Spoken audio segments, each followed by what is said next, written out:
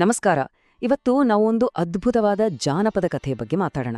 ಇದು ಬರೀ ಕಥೆಯಲ್ಲ, ಮನುಷ್ಯನ ಹಣೆಬರಹ ಮತ್ತು ದಟ್ಟವಾದ ಕಾಡು ತನ್ನೊಡಲಲ್ಲಿ ಬಚ್ಚಿಟ್ಕೊಂಡಿರೋ ನಿಗೂಢ ರಹಸ್ಯಗಳ ಒಂದು ನಾಟಕೀಯ ಪ್ರಯಾಣ.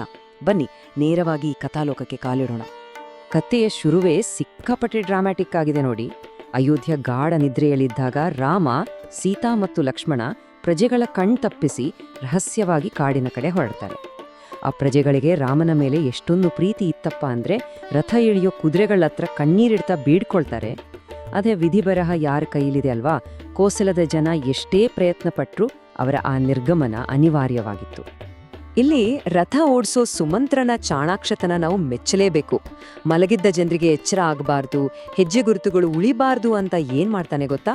ಸೀದಾ ರಥವನ್ನ ನದಿಯ ಮಧ್ಯದಲ್ಲಿ ಓಡ್ಸಕ್ ಶುರು ಮಾಡ್ತಾನೆ. ಜೊತೆಗೆ ತೂಕ ಬ್ಯಾಲೆನ್ಸ್ ಮಾಡೋಕೆ ಕಲ್ಲುಗಳನ್ನ ತುಂಬಿ ಆಮೇಲೆ ಕಲ್ಲುಗಳನ್ನ ಎಸೆಯುತ್ತಾ ಮಾಯವಾಗ್ತಾನೆ. ಆ ಕೆಂಪು ಕುದುರೆಗಳಂತೂ ನೆಲದ ಮೇಲೆ ಕಾಲಿಡ್ದೇನೆ ಗಾಳಿಯಲ್ಲಿ ಹಾರಿದ್ವೇನೋ ಅನ್ನೋ ಹಾಗೆ ಸಾಗ್ತವೆ. ಇದೊಂಥರ ಮ್ಯಾಜಿಕ್ ತರಹ ಅಲ್ವಾ? ಈಗ ಈ ಎರಡು ಪ್ರಪಂಚಗಳನ್ನ ಒಂದ್ಸಲ ಹೋಲಿಸಿ ನೋಡಿ. ಒಂದು ಕಡೆ ಅವರು ಬಿಟ್ಟು ಬಂದ ಅಯೋಧ್ಯೆ, ಕಟ್ಟುನಿಟ್ಟಿದ ನಿಯಮಗಳು, ದುಃಖ, ಉಸಿರುಗಟ್ಟಿಸೋ ವಾತಾವರಣ. ಇನ್ನೊಂದು ಕಡೆ ಅವರು ಕಾಲಿಡ್ತಿರೋ ರಹಸ್ಯ ಅರಣ್ಯ, ಅಲ್ಲಿ ಯಾವುದೇ ನಿರ್ಬಂಧಗಳಿಲ್ಲ. ಹಾಡೋ ಹಕ್ಕಿಗಳು, ಕಾಡೋ ನದಿಗಳು ಮತ್ತು ಸ್ವಚ್ಛಂದವಾದ ನೈಸರ್ಗಿಕ ಸ್ವಾತಂತ್ರ್ಯ. ಅವರು ಹಿಂದೆ ಬಿಟ್ಟು ಬಂದ ಜೀವನಕ್ಕೂ ಈಗ ಶುರು ಮಾಡ್ತಿರೋ ಜೀವನಕ್ಕೂ ಇರೋ ಅಜಗಜಾಂತರ ವ್ಯತ್ಯಾಸ ಇಲ್ಲಿ ನಮ್ಗೆ ಸ್ಪಷ್ಟವಾಗಿ ಕಾಣಿಸುತ್ತೆ. ಸರಿ, ಈ ನಿಗೂಢ ಕಾಡಿನ ನಾಯಕ ಯಾರು? ಅವನೇ ಗುಹ. ಇವನೇನು ಸಾಮಾನ್ಯ ರಾಜನಲ್ಲ. ಗರಿಗಳು, ಹುಲಿಯ ಹಲ್ಲು, ಮೂಳೆಗಳಿಂದ ಅಲಂಕಾರ ಮಾಡ್ಕೊಂಡಿರೋ ಒಂಥರ ವಿಲಕ್ಷಣ ಆದ್ರೆ ಅಷ್ಟೇ ಬಲಿಷ್ಠ ಬೇಟೆಗಾರ ರಾಜ. ಆದ್ರೆ ಇದನಿಗೆ ಸ್ವಲ್ಪನೂ ಅಹಂಕಾರ ಇಲ್ಲ.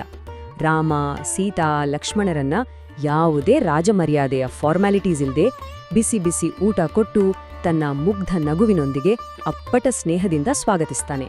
ರಾತ್ರಿ ಹೊತ್ತು ಕ್ಯಾಂಪ್ ಫೈರ್ ಮುಂದೆ ಕೂತಾಗ ಗುಹ ತನ್ನ ಜೀವನದ ಒಂದು ಇಂಟ್ರೆಸ್ಟಿಂಗ್ ಕಥೆ ಹೇಳ್ತಾನೆ. ಒಬ್ಬ ಸಾಮಾನ್ಯ ಮನುಷ್ಯ ಸಾವಿನ ದೇವರನ್ನೇ ಹೇಗೆ ಸೋಲ್ಸುವುದು? ಯೋಚನೆ ಮಾಡಿ. ಸಾಕ್ಷಾತ್ ಯಮಧರ್ಮನನ್ನ ಮೀರ್ಸೋಕ್ ಸಾಧ್ಯನಾ? ಈ ಪ್ರಶ್ನೆ ನಮ್ಮನ್ನ ಅತಿ ಮಾನುಷ ಘಟನೆಗಳ ನಿಗೂಢ ಜಗತ್ತಿಗೆ ಕರ್ಕೊಂಡೋಗುತ್ತೆ. ಗುಹನ ಕಥೆ ಕೇಳಿದ್ರೆ ನಿಮ್ಗೆ ನಿಜಕ್ಕೂ ಆಶ್ಚರ್ಯ ಆಗತ್ತೆ. ನಗರದ ಪುರೋಹಿತರು ಕಾಡಿನಲ್ಲಿ ಒಂದು ಶಿವನ ಮೂರ್ತಿ ಸ್ಥಾಪನೆ ಮಾಡಿದ್ರು. ಆದ್ರೆ ಗುಹನಿಗೆ ದೇವ್ರು ಮರಗಳಲ್ಲಿದ್ದಾನೆ, ಕಲ್ಲಿನಲ್ಲಿ ಅಲ್ಲ ಅನ್ನೋ ನಂಬಿಕೆ. ಹಾಗಾಗಿ ಪ್ರತಿದಿನ ರಾತ್ರಿ ಭೇಟೆಯಿಂದ ಬಂದ ಮೇಲೆ ಆ ಮೂರ್ತಿಗೆ ಒಂದು ಒದೆ ಕೊಡೋದನ್ನೇ ತನ್ನ ಡೈಲಿ ರುಟೀನ್ ಮಾಡ್ಕೊಂಡಿದ್ದ. ಇದು ಕೇಳೋಕೆ ತಮಾಷೆ ಅನ್ಸಿದ್ರು ಮುಂದೆ ನಡೆಯೋ ರೋಚಕ ಘಟನೆಗೆ ಇದೆಲ್ಲ ಫೌಂಡೇಶನ್ ಆಗುತ್ತೆ. ಒಂದಿನ ಏನಾಯ್ತು ಅಂದ್ರೆ, ಒಂದು ಭೀಕರ ಮಳೆಯ ರಾತ್ರಿ ಹಸಿದ ತೋಳ್ಗಳ ಗುಂಪೊಂದು ಗುಹನನ್ನ ಅಟ್ಟಿಸ್ಕೊಂಡ್ ಬರುತ್ತೆ. ಜೀವ ಉಳಿಸ್ಕೊಳ್ಳಕ್ಕೆ ಆತ ಮರವೊಂದನ್ನ ಏರಿ ಕೂತ್ಕೊಳ್ತಾನೆ. ಚಳಿಯಲ್ಲಿ ನಡುಗ್ತಾ ಹಸಿವು ತಡೆಯೋಕೆ ಕಹಿ ಕಾಯಿಗಳನ್ನ ತಿಂದು ಉಗುಳ್ತಾನೆ. ಆ ಕಹಿ ಕಾಯಿಗಳು ಅವನ ದೇಹದಿಂದ ಉಗುರಿದ ಇಬ್ಬನಿ ಹನಿಗಳು ನೇರವಾಗಿ ಕೆಳಗಿದ್ದ ಅದೇ ಶಿವನ ಮೂರ್ತಿ ಮೇಲೆ ಬೀಳ್ತವೆ. ಬೆಳಗಾದಾಗ ಇವತ್ತೂ ಮೂರ್ತಿಗೆ ಉದ್ಯೋಗಾಗ್ಲಿಲ್ವಲ್ಲ ಅನ್ನೋ ಕೋಪದಲ್ಲೇ ಹಸಿವಿನಿಂದ ಮನೆಗೆ ಮರಳ್ತಾನೆ. ದುರದೃಷ್ಟವಶಾತ್ ಆ ಘಟನೆ ನಡೆದ ಸ್ವಲ್ಪ ದಿನದಲ್ಲೇ ಗುಹ ಅನಿರೀಕ್ಷಿತವಾಗಿ ಜ್ವರದಿಂದ ತೀರಿಕೊಳ್ತಾನೆ. ಆಗ ಎಂಟ್ರಿ ಕೊಡೋದೇ ಮೃತ್ಯುದೇವ ಯಮ. 4 ಜನ ಕ್ರೂರ ಭಟರು, ಅವರ ಜೊತೆ ಭೀಕರ ನಾಯಿಗಳು ಬಂದು ಗುಹನ ಆ ಹೆಬ್ಬೆರಳಿನ ಗಾತ್ರದ ಆತ್ಮವನ್ನ ಬೆಳ್ಳಿಯ ಪಾಶದಲ್ಲಿ ಕಟ್ಟಿ ಸ್ವಲ್ಪನೂ ಕರುಣೆಯೇ ಇಲ್ಲದೆ ದಕ್ಷಿಣದ ಕಡೆ ಎಳ್ಕೊಂಡು ಹೋಗೋಕೆ ಶುರು ಮಾಡ್ತಾರೆ. ಇಲ್ಲಿ ಒಂದು ದೊಡ್ಡ ಟ್ವಿಸ್ಟ್ ಇದೆ. ಕಾಡಿನ ಜೀವಿಗಳ ರಕ್ಷಕ ನಂದಿ ಅಲ್ಲಿಗೆ ಬರ್ತಾನೆ. ಮೊದಲು ಒಬ್ಬ ಉಗ್ರ ಕುಬ್ಜನ ತರ ಕಾಣಿಸ್ಕೊಂಡು ಯಮಭಟರ ಸರಪಳಿಗಳನ್ನ ಪುಡಿ ಮಾಡಿ ಆ ನಾಯಿಗಳನ್ನ ಚದುರಿಸ್ತಾನೆ. ಆಮೇಲೆ ತಕ್ಷಣ ಒಂದು ಸುಂದರವಾದ ಬಿಳಿ ಗೂಳಿಯಾಗಿ ಬದಲಾಗಿ ಗುಹನ ಆತ್ಮವನ್ನ ಬಾಯಲ್ಲಿ ಕಚ್ಕೊಂಡು ಹಿಮಾಲಯದ ಕಡೆ ಹಾರಿಬಿಡ್ತಾನೆ. ವಾಟ್ ಎ ಸೀನ್ ಅಲ್ವಾ? ಯಮ ಬಂದು ಶಿವನ ಹತ್ರ ನ್ಯಾಯ ಕೇಳಿದಾಗ ಶಿವ ಕೊಡೋ ತೀರ್ಪು ಕೇಳಿದ್ಲೆ ನೀವು ದಂಗಾಗ್ತೀರಾ. ಗುಹ ಮರದ ಮೇಲಿಂದ ಉಗುಳಿದ ಕಹಿಕಾಯಿಗಳನ್ನ ಹಾಗೂ ಉದುರಿಸಿದ ಇಬ್ಬನಿಯನ್ನ ಶಿವ ತನ್ನ ಮೇಲಿನ ಭಕ್ತಿ, ಉಪವಾಸ ಮತ್ತು ಅಭಿಷೇಕ ಅಂತ ಸ್ವೀಕಾರ ಮಾಡಿದ್ದ. ಗುಹನಿಗೆ ಆ ಉದ್ದೇಶ ಇಲ್ಲದಿದ್ರೂ ಅವನ ನಿಸ್ವಾರ್ಥತೆ ಹಾಗೂ ಸುಳ್ಳು ಆರಾಧಕರ ಮೇಲಿನ ಅವನ ಕೋಪ ಅವನನ್ನ ಸಾವುನಿಂದ ಪಾರು ಮಾಡಿತ್ತು. ಜಾನಪದ ಕಥೆಗಳಿಗಿರೋ ಪವರ್ ಅಂದ್ರೆ ಇದೆ. ಮತ್ತೆ ನಾವು ಆ ಕ್ಯಾಂಪ್ ಫೈರ್ ಚರ್ಚೆಗೆ ಬರೋಣ. ಲಕ್ಷ್ಮಣನಿಗೆ ತನ್ನ ತಂದೆ ದಶರಥ ತಗೊಂಡ ನಿರ್ಧಾರಗಳ ಬಗ್ಗೆ ಸಿಕ್ಕಾಪಟ್ಟೆ ಕೋಪ ಇರುತ್ತೆ. ಆಗ ಗುಹ ಒಂದು ಮಾತು ಹೇಳ್ತಾನೆ. ಸಾಕ್ಷಾತ್ ಸಾವಿನ ದೇವರೇ ಸರಿ ತಪ್ಪುಗಳ ಬಗ್ಗೆ ಕನ್ಫ್ಯೂಸ್ ಆಗುವಾಗ ಒಬ್ಬ ಸಾಮಾನ್ಯ ಮರ್ತ್ಯ ರಾಜ ದಶರಥನ ಆಯ್ಕೆಗಳನ್ನ ನಾವು ವಿಧಿಯ ಆಟ ಅಂತಾನೆ ಕರಿಬೇಕಲ್ವಾ? ಇದ್ರ ಹಿಂದಿರೋ ಇನ್ನೂದು ಸೀಕ್ರೆಟ್ನ ಗುಹ ಬಿಚ್ಚಿಡ್ತಾನೆ.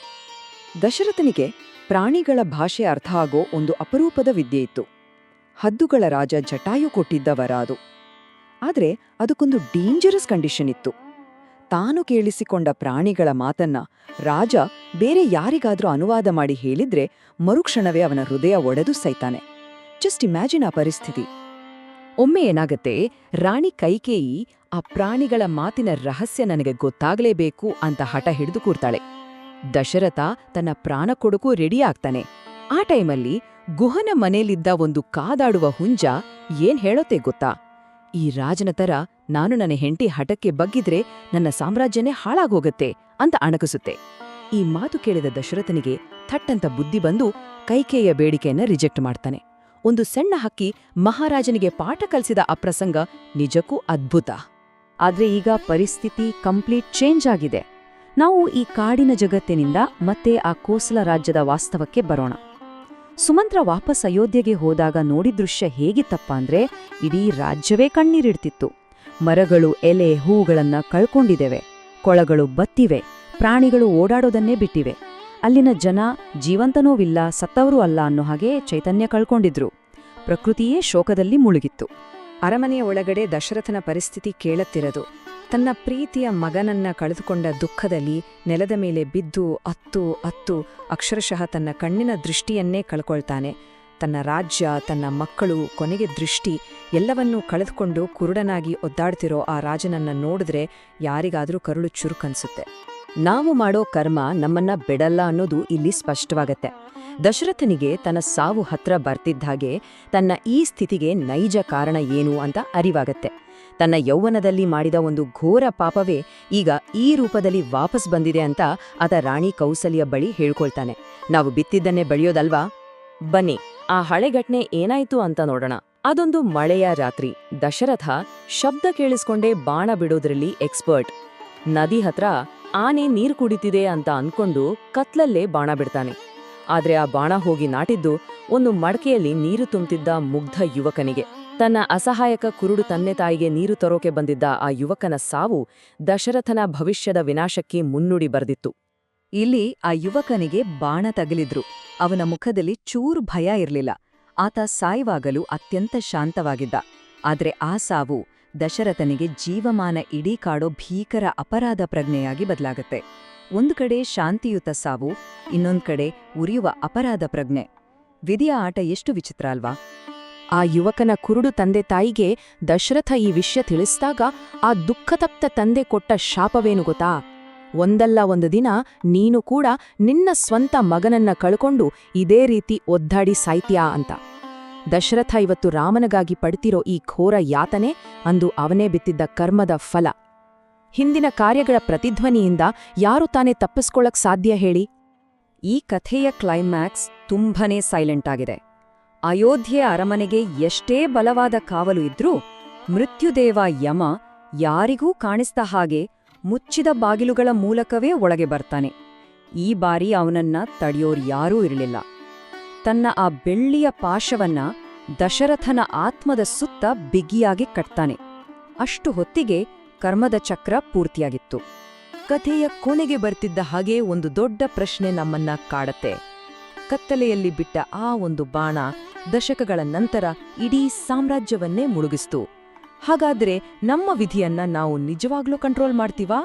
ಅಥವಾ ನಮ್ಮ ಹಿಂದಿನ ಕರ್ಮಗಳು ನಿರ್ಮಿಸಿದ ದಾರಿಯಲ್ಲೇ ನಾವು ಸುಮ್ಮನೆ ನಡ್ಕೊಂಡು ಹೋಗ್ತೀವಾ? ಈ ಒಂದು ಆಳವಾದ ಯೋಜನೆಯನ್ನ ನಿಮ್ಗೆ ಬಿಟ್ಟ ಇವತ್ತಿನ ಈ ವಿಶ್ಲೇಷಣೆಯನ್ನ ಮುಗಿಸ್ತಾ ಇದ್ದೀವಿ. ಮುಂದಿನ ಬಾರಿ ಇನ್ನೊಂದು ಅದ್ಭುತ ಕಥೆಯೊಂದಿಗೆ ಸಿಗೋಣ.